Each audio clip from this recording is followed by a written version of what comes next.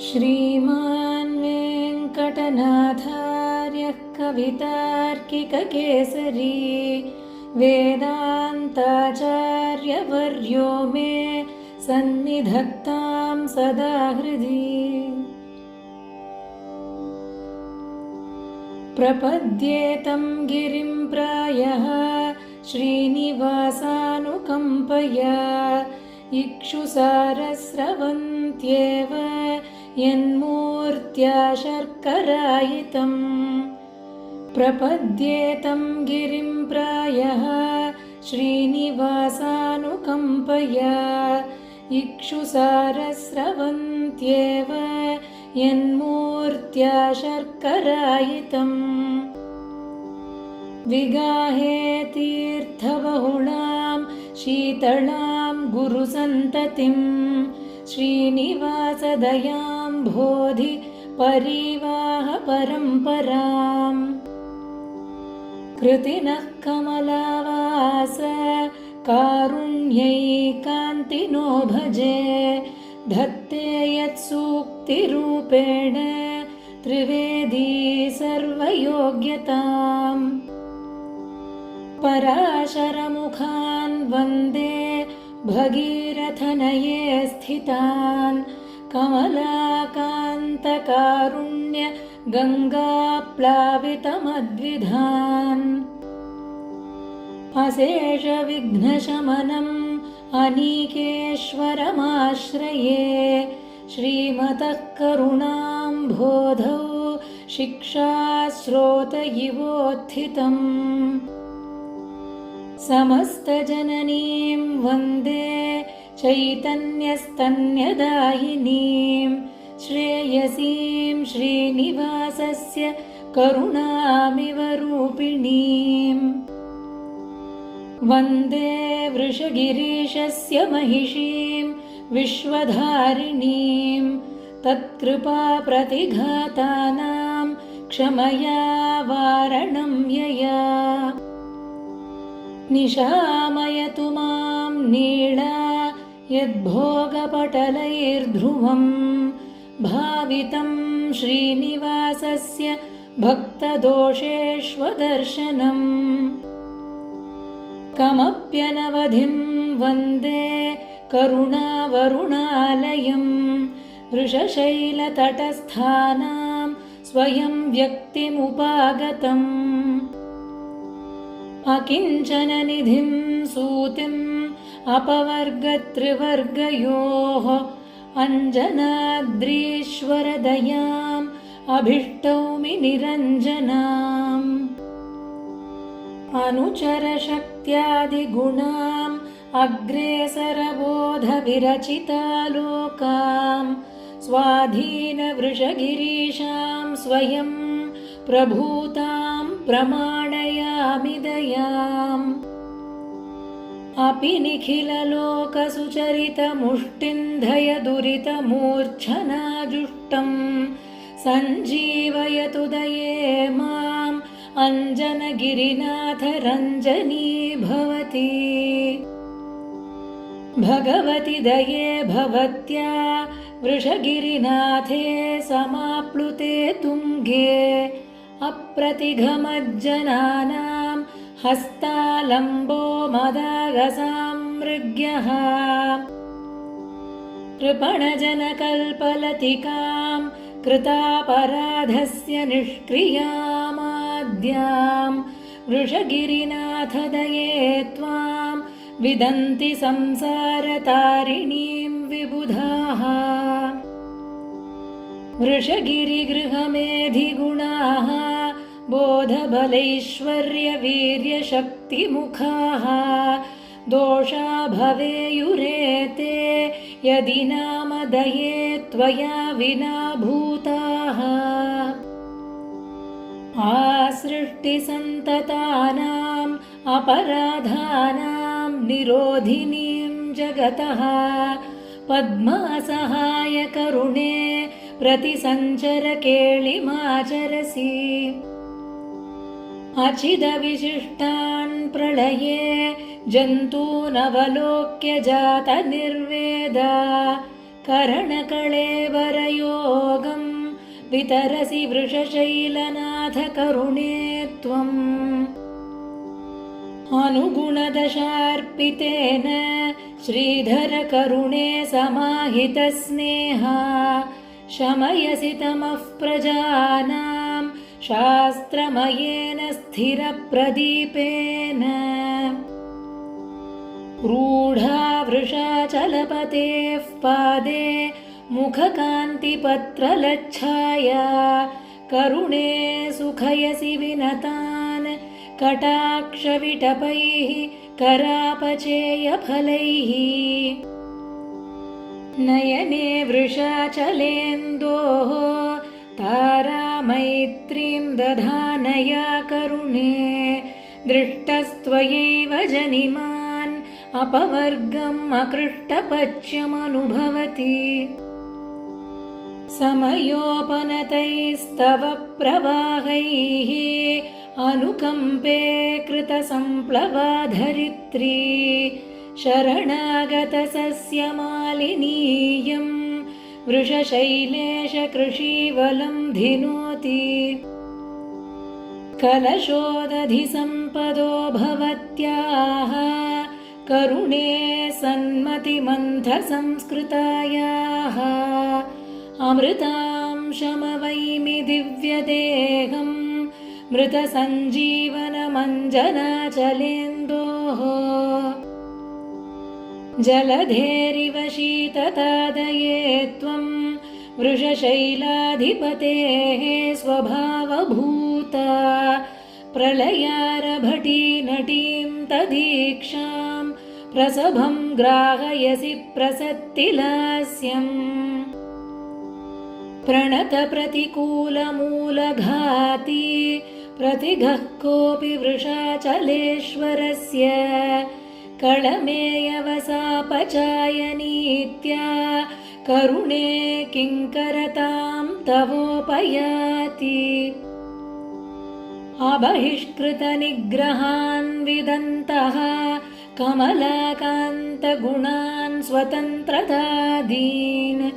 अविकल्पमनुग्रहं दुहानां भवतीमेव दये भजन्ति सन्तः कमलानिलयस्त्वया दयाळुः करुणे निष्करुणा निरूपणे त्वम् अत एव हि तावकाश्रितानां दुरितानां भवति त्वदेव भीतिः अतिलङ्घितशासनेष्वभीक्ष्णं वृषशैलाधिपतिर्विजृम्भितोष्मा पुनरेव दये क्षमानिदानैः भवतीमाद्रियते भवत्यधीनैः करुणे दुरितेषु मामकेषु प्रतिकारान्तरदुर्जयेषु खिन्नः कवचायितया त्वयैव शार्ङ्गी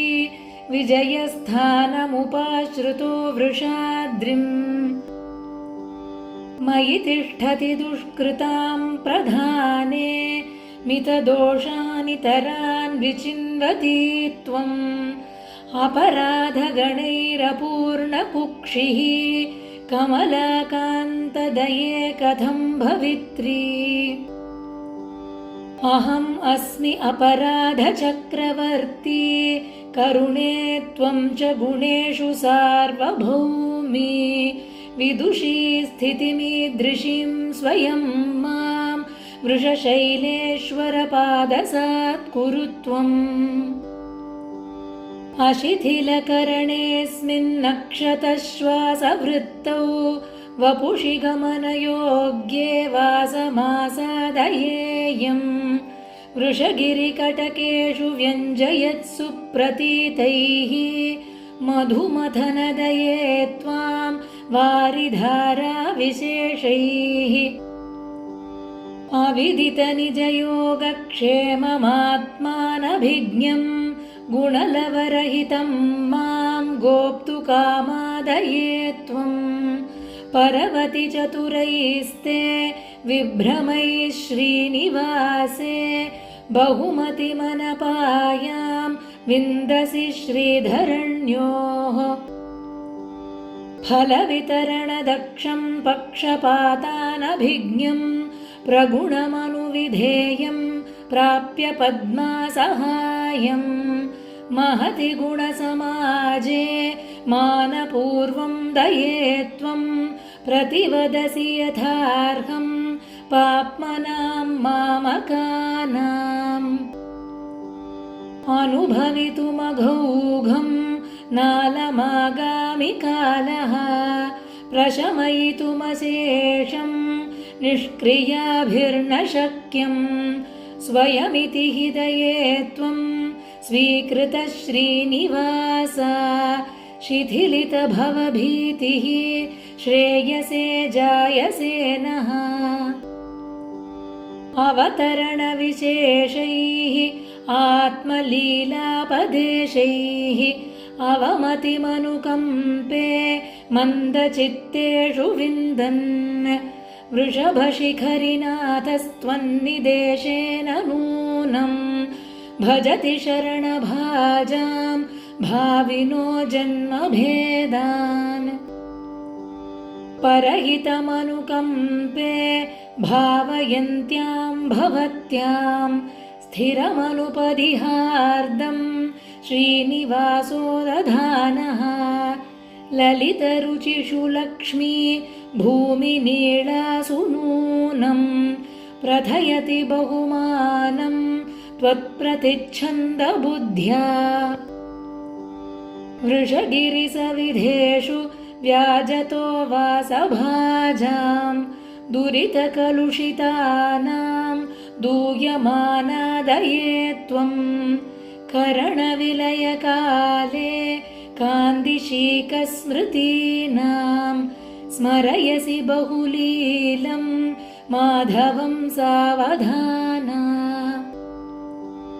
दिशि दिशि गतिविद्भिः देशिकैर्नीयमाना स्थिरतरमनुकम्पे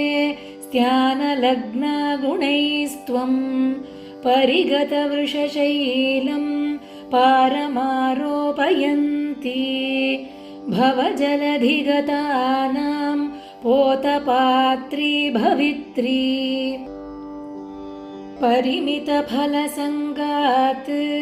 प्राणिनः किं पचानाः निगमविपणिमध्ये नित्यमुक्तानुषक्तं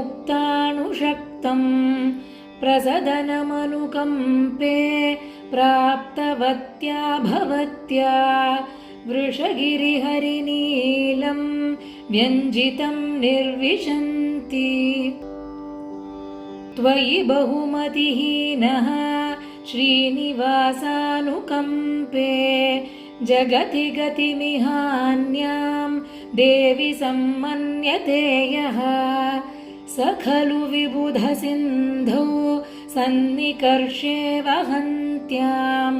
शमयति मृगतृष्णा वीचिकाभिः पिपासाम् आज्ञां ख्यातिं धनमनुचरानाधिराज्याधिकं वा काले दृष्ट्वा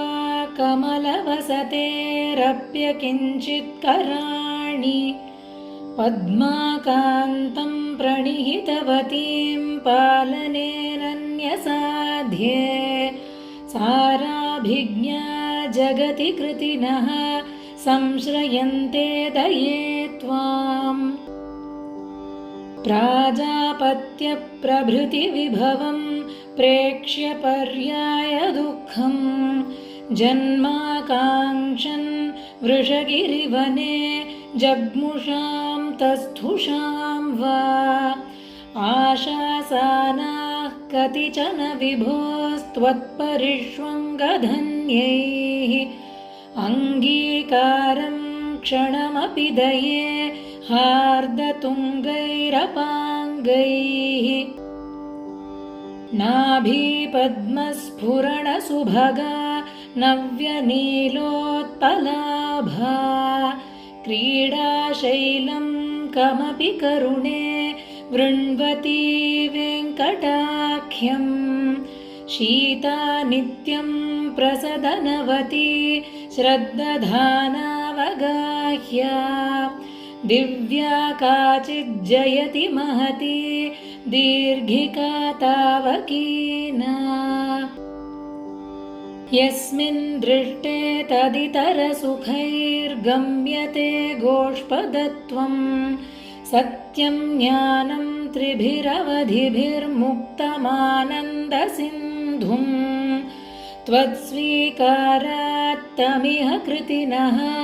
सूरिबृन्दानुभाव्यम् नित्यापूर्वं निधिमिव दये निर्विशन्त्यञ्जनाद्रौ सारं लब्ध्वा कमपि महतः श्रीनिवासाम्बुराशेः काले काले घनरसवती काळिकेवानुकम्पे व्यक्तोन्मेषा मृगपतिगिरौ विश्वमाप्याययन्ती शीलोपज्ञं क्षरति भवती शीतलं सद्गुणौघम् भीमे नित्यं भवजलनिधौ मज्जतां मानवानाम् आलम्बार्थं वृषगिरिपतिस्त्वन्निदेशात् प्रयुङ्क्ते प्रज्ञासारं प्रकृतिमहता मूलभागेन जुष्टं शाखाभेदैः सुभगमनघं शाश्वतं शास्त्रपाणिम् विद्वत्सेवा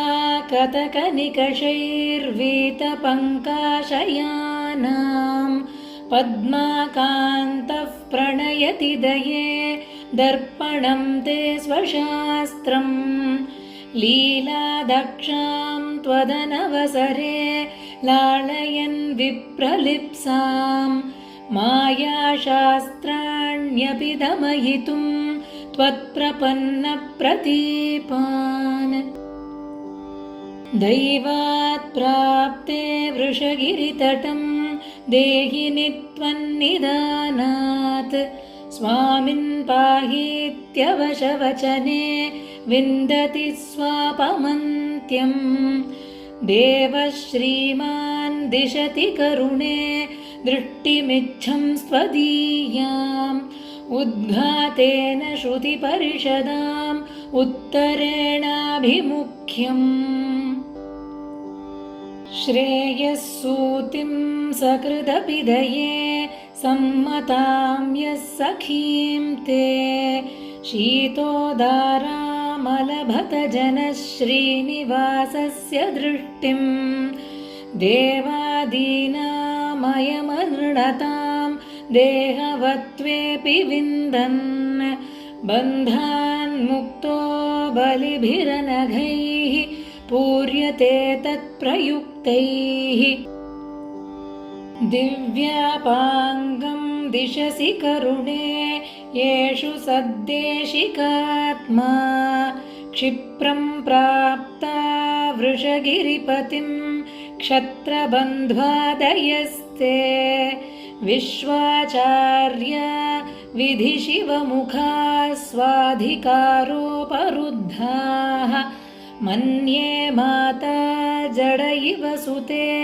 वत्सला मादृशे त्वम् अतिकृपणोऽपि जन्तुरधिगम्य दये भवतीम् अशिथिलधर्मसेतुपदवीं रुचिरामचिरात् अमितमहोर्मिजालमतिलङ्घ्य भवाम्बुनिधिं भवति वृषाचलेशपदपत्तननित्यधनी अभिमुखभावसम्पदभिसम्भविनां भविनां क्वचिदुपलक्षिता क्वचिदभङ्गुरगूढगतिः विमलरसावहा वृषगिरीश दये भवति सपदि सरस्वतीव शमयत्यघमप्रतिघम् अपि करुणे जनस्य तरुणेन्दुविभूषणताम् अपि कमलासनत्वमपि धाम वृषाद्रिपतेः तरतमतावशेन तनुते ननुते विततिः परहितवर्ष्मणा परिपचेळिमकेळिमती धृतभुवनादये त्रिविधगत्यनुकूलतरा वृषगिरिनाथपादपरिरम्भवती भवती अविदितवैभवापि सुरसिन्धुरिवातनुते सकृदवगाहमानमपतापम् अपापमपि निगमसमाश्रिता निखिललोकसमृद्धिकरी भजत घगूलमुद्रुजगतिः परितप्तहिता प्रकटितहंसमत्स्यकमठाद्यवतारशता विबुधसरिच्छ्रियं वृषगिरीश दये वहसि जगति मितं पचा त्वदितरा तु दये तरला फलनियमोज्झिता भवति सन्तपनाय पुनः त्वमिह निरङ्कुश प्रशकनादिविभूतिमती वितरसि देहिनां निरवधिं वृषशैलनिधिम्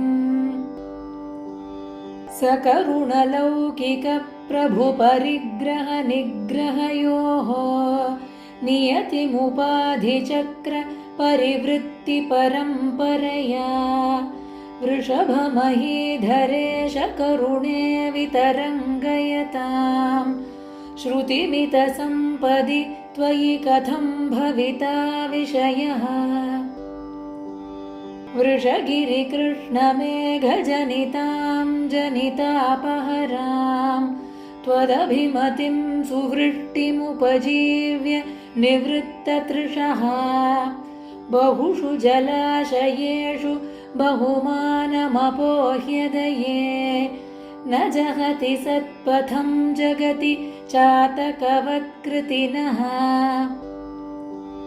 त्वदुदयतूलिकाभिरमुना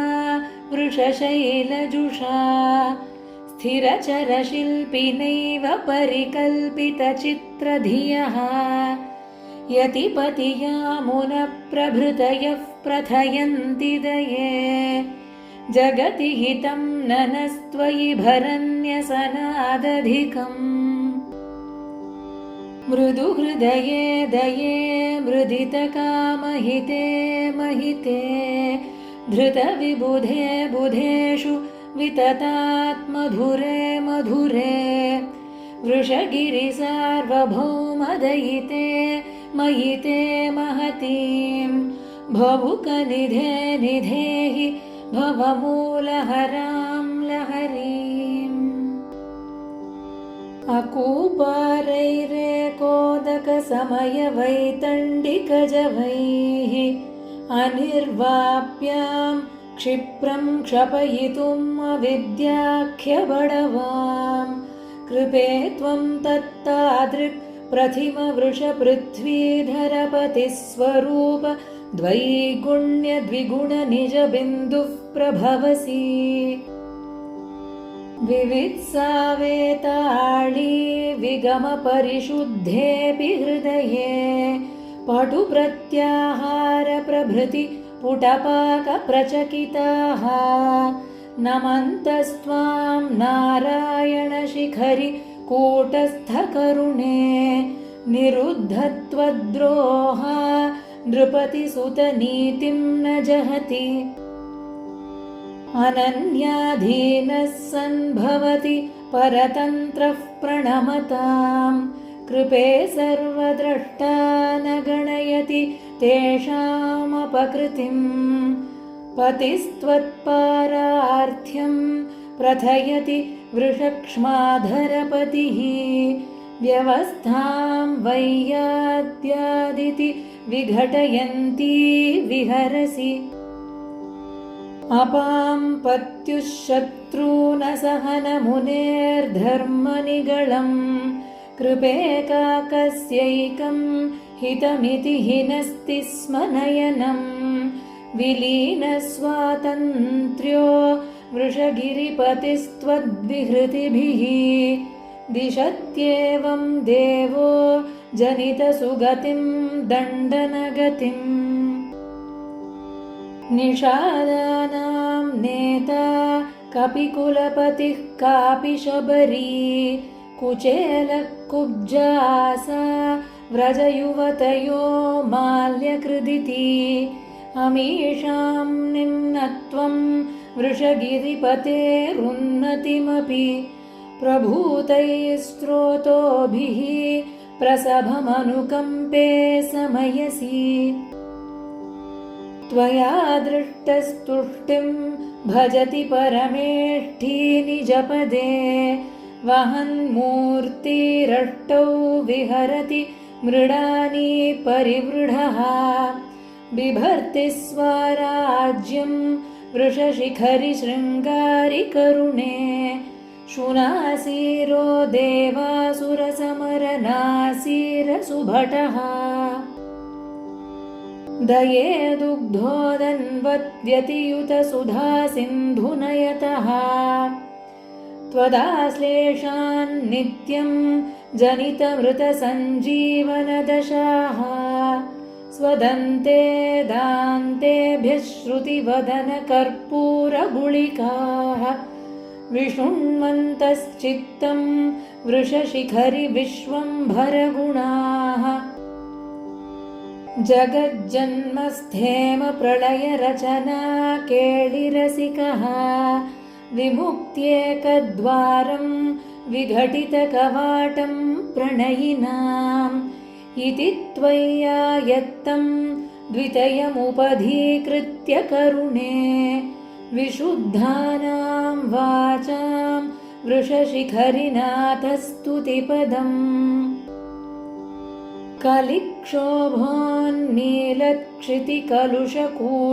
कलिक्षोभोन्नीलक्षितिकलुषकूलङ्कषजवैः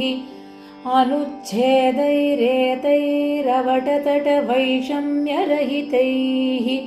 प्रवाहैस्ते पद्मासहचरपरिष्कारिणि कृपे विकल्प्यन्ते नल्पा वृषशिखरिणो निर्झरगणाः खिलं चेतो वृत्तेः किमिदमिति विस्मेरभुवनं कृपे सिंहक्ष्माभृत्कृतमुख चमत्कारकरणं भरन्यासच्छन्न प्रबलवृजिन प्राभृतभृतां प्रतिप्रस्थानं ते श्रुतिनगरशृङ्गाटकजुषः त्रिविधचिदचित्सक्तास्थेम प्रवृत्तिनियामिका वृषगिरिविभोरिच्छा सा त्वं परैरपराहता कृपणभरभृत् किं कुर्वाण प्रभूतगुणान्तरा वहसि करुणे वैचक्षण्यं मदीक्षणसाहसे वृषगिरिपतेर्हृद्या विश्वावतारसहायिनी क्षपितनिखिलवद्या देवी क्षमादिनिषेविता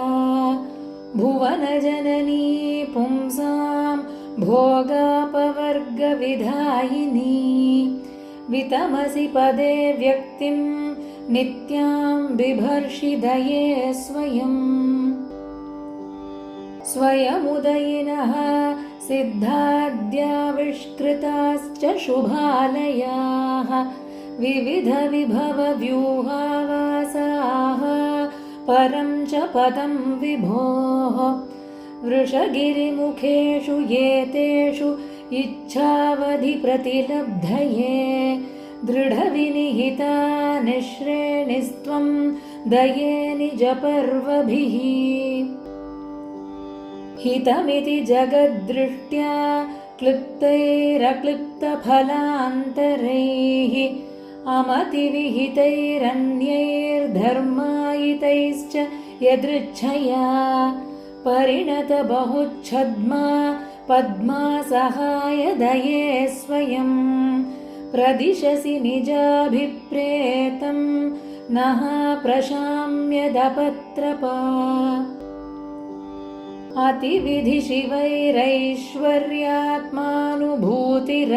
अतिविधिशिवैरैश्वर्यात्मानुभूतिरसैर्जनान् आहृदयमिहोपच्छन्द्यैषाम् असङ्गदशार्थिनी त्रिषितजनता तीर्थस्नान क्रमक्षपितैन साम् वितरसि दये वीतातङ्का वृषाद्रिपतेः पदम् वृषगिरिसुधा सिन्धौ जन्तुर्दये निहितस्त्वया भवभयपरीतापच्छित्यै भजन्नघमर्षणम् मुषितकलुषो मुक्तेरग्रेसरैरभिपूर्यते स्वयमुपनतैः स्वात्मानन्दप्रभृत्यनुबन्धिभिः अनितरजुषामन्तर्मूलेऽप्यपाय परिप्लवे कृतविदनघाविच्छिद्यैषां कृपेयमवश्यताम् प्रपदनफलप्रत्यादेश प्रसङ्गविवर्जितम् प्रतिविधिमुपाधत्से सार्धं वृषाद्रिहितैषिणा क्षणविलयिनां शास्त्रार्थानां फलाय निवेशिते सुरपितृगणे निर्वेशात् प्रागपि प्रलयं गते अधिगतवृषक्ष्माभृन्नाथाम् अकालवशं वदां प्रतिभुवमिह व्याचख्युस्त्वां कृपे निरुपप्लवाम् त्वदुपसदनादद्यश्वो वा महाप्रलयेऽपि वा वितरति निजं पादाम्भोजं वृषाचलशेखरः तदिह करुणे तत्तत्क्रीडा तरङ्गपरम्परा तरतमतया जुष्टायास्ते दुरत्ययतां विदुः प्रणिहितधियां त्वत्सम्पृक्ते वृषाद्रिशिखामणौ प्रसृमरसुधाधाराकारा प्रसीदति भावना दृढमिति दये दत्तास्वादं विमुक्तिवलाहकं निभृतकरुतो निध्यायन्ति स्थिराशयचातकाः कृपे विगतवेळया कृतसमग्रपोषैस्त्वया कलिज्वलनदुर्गते जगति कालमेघायितम् वृषक्षितिधरादिषु स्थितिपदेषु सानुप्लवैः वृषाद्रिपतिविग्रहैः व्यपगताखिलावग्रहैः प्रसूय विविधं जगत्तदभिवृद्धये त्वं दये समीक्षणविचिन्तन प्रभृतिभिः स्वयं तादृशैः विचित्रगुणचित्रितां विविधदोषवैदेशिकीं वृषाचलपतेस्तनुं विशसि मत्स्यकूर्मादिकाम् युगान्तसमयोचितं भजति योगनिद्रारसं वृषक्षितिभृदीश्वरे विहरणक्रमाज्जाग्रति उदीर्णचतुरर्णवीकदनवेदिनी मेदिनीं समुद्धृतवती दये तदभिजुष्टया दंष्ट्रया सटापटलभीषणे सरभसाट्टहासोद्भटे स्फुरत्कृधि परिस्फुटद्भ्रुकुटिकेऽपि वक्त्रे कृते दये वृषगिरीशितुर्दनुजडिम्भदत्तस्तना सरोजसदृशा दृशा समुदिता कृतिर्दृश्यसे प्रसक्तमधुना विधिप्रणिहितैः सपर्योदकैः समस्तदुरितच्छिदा निगमगन्धिना त्वं दये अशेषमविशेषतस्त्रिजगदञ्जनाद्रीशितुः चराचरमचीकरश्चरणपङ्कजेनाङ्कितम् परश्वथ तपोधन प्रथन सत्क्रतूपाकृत क्षितीश्वर पशुक्षरक्षतजकुङ्कुमस्थासकैः वृषाचलदयाळुना ननु विहर्तुमालिप्यथाः निधाय हृदये दये निहतरक्षितानां हितम् कृपे कृतजगद्धिते कृपणजन्तुचिन्तामणे रमासहचरं तदा रघुदुरीणयन्त्या त्वया व्यभज्यत सरित्पतिः सकृदवेक्षणात् तत्क्षणात् प्रकृष्टबहुपातक प्रशमहेतुना सेतुना कृपे परवतस्त्वया वृषगिरीशितुः क्रीडितं जगद्धितमशेषतस्तदिदमित्थमर्थाप्यते मदच्छलपरिच्युत प्रणतदुष्कृतप्रेक्षितैः हतप्रबलदानवैः हलधरस्य हेलाशतैः प्रभूतविबुधद्विषद्भरणखिन्नविश्वम्भरा भरापनयनच्छलात् त्वमवतार्य लक्ष्मीधरम् निराकृतवती दये निगमसौधदीपश्रिया विपश्चिदविगीतया जगति गीतयान्धं तमः वृषाद्रिहयसादिनः प्रबलदोर्मरुत्प्रेङ्खितः त्विषा स्फुटतटिद्गुणस्त्वदवसेकसंस्कारवान् करिष्यति दये कलिप्रबलघर्मनिर्मूलनः पुनः कृतयुगाङ्कुरं भुवि कृपाणधाराधरः विश्वोपकारमिति नाम सदा दुहानाम् अद्यापि देवि भवतीमवधीरयन्तम् नाथे निवेशय वृषाद्रिपतेर्दये त्वं न्यस्तस्वरक्षणभरं त्वयि मां त्वयैव नैसर्गिकेण तरसा करुणे नियुक्ता निम्नेतरेऽपि मयि ते विततिर्यदि स्यात् विस्मापयेद्वृषगिरीश्वरमप्यवार्या वेलातिलङ्घनदशेव महाम्बुराशेः विज्ञातशासनगतिर्विपरीतवृत्त्या वृत्रादिभिः परिचितां पदवीं भजामि एवं विधे वृषगिरीश दये मयि त्वं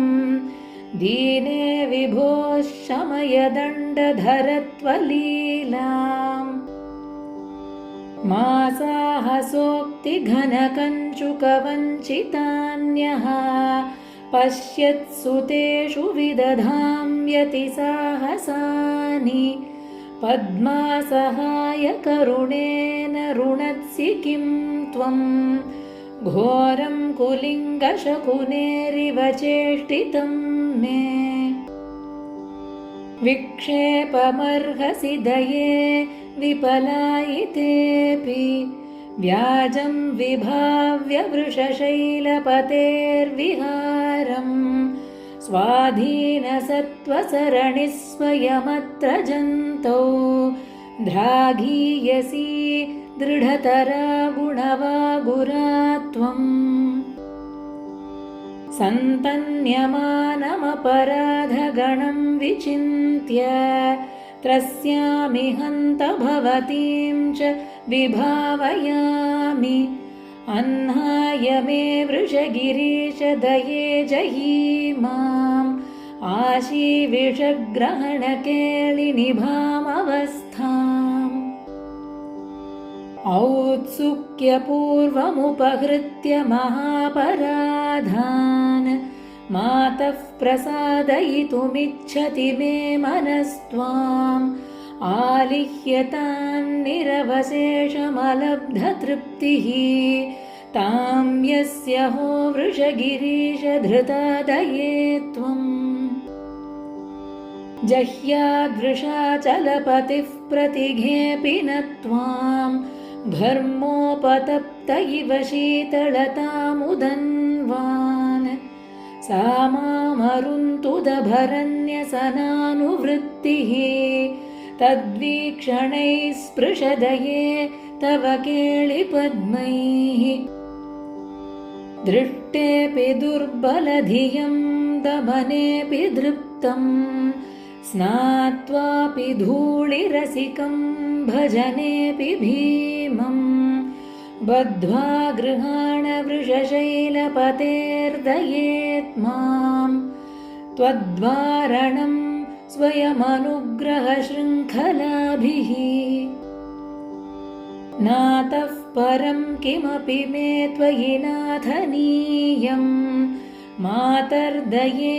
मयि कुरुष्व तथा प्रसादम् बद्धादरो वृषगिरिप्रणयी यथासौ मुक्तानुभूतिमिह दास्यति मे मुकुन्दः नातः परं किमपि मे त्वयि नाथनीयम् मातर्दये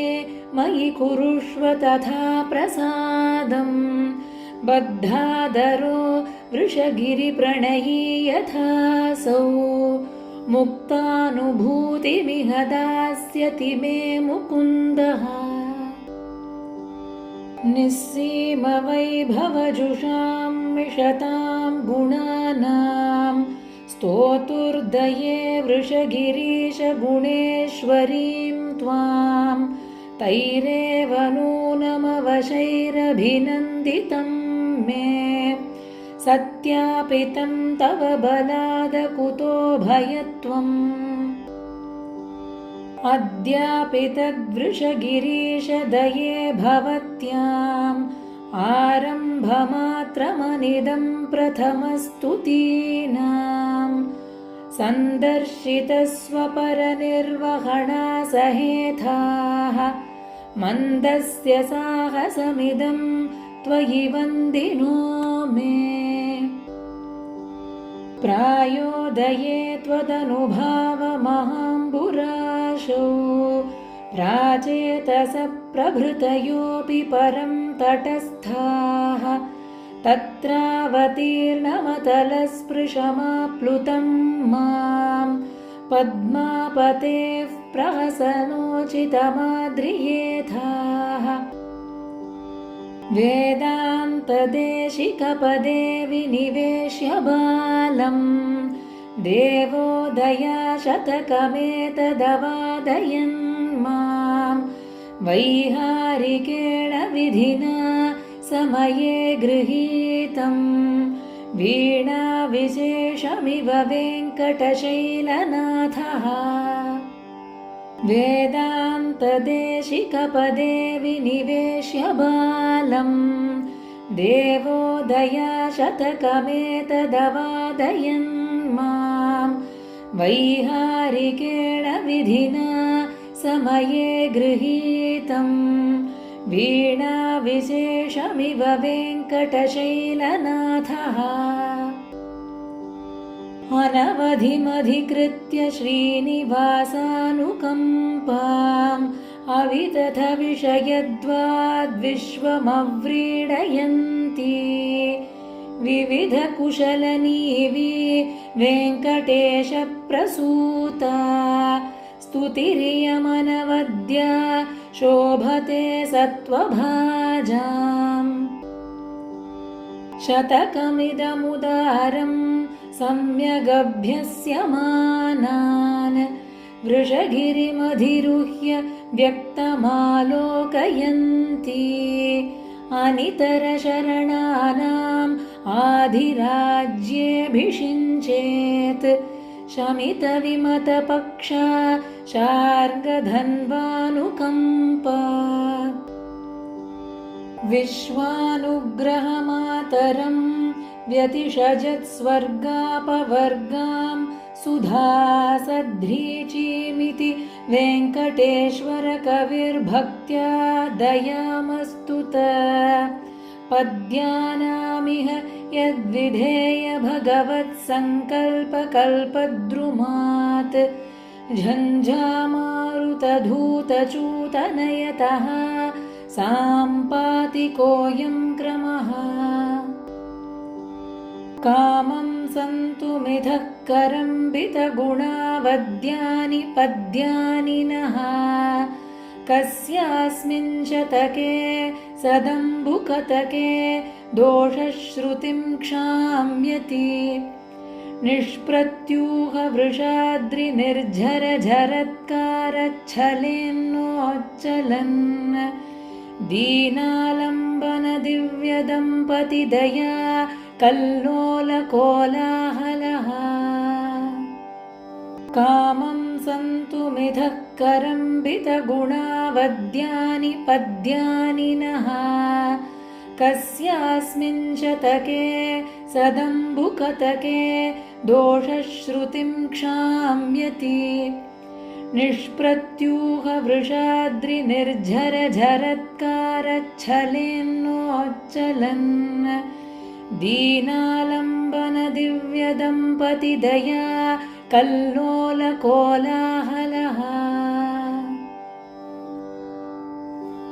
कवितार्किकसिंहाय कल्याणगुणशालिने श्रीमते वेङ्कटेशाय वेदान्तगुरवे नमः। श्रीमते निगमान्तमहादेशिकाय